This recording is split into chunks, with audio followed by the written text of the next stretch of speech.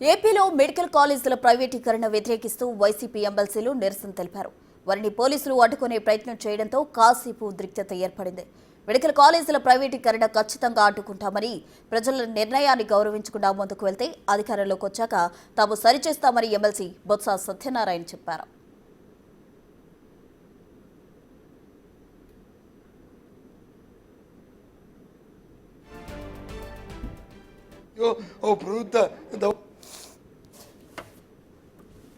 నిత్యంగా ఇంత దుర్మార్గంగా ఏ ప్రభుత్వం ఆలోచించలేదు.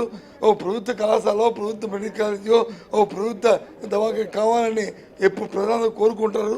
అలాంటిది ప్రభుత్వం గత ప్రభుత్వం ఇచ్చిన గవర్నమెంట్ మెడికల్ కాలేజీని ప్రైవేటిజం చేసి దాన్ని దోపిడీ చేసి దోచుకుందామనే నీచమైన సంస్కృతి, నీచమైన ఆలోచన రావడం చాలా దురదృష్టకరం. అందుకే మేము వ్యతిరేకిస్తున్నాం.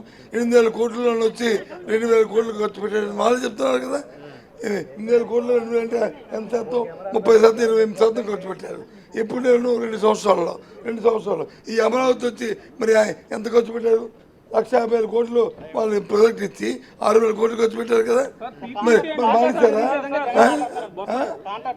కాంట్రాక్ట్ బెదిరించి కాదు, ప్రజల కోసం దోపిడీ ఎవరు చేసినా ప్రజలు ఏ కాంట్రాక్ట్ చేసినా, అది ఏ పార్టీ చేసినా, ఏ వ్యక్తులు చేసినా మేము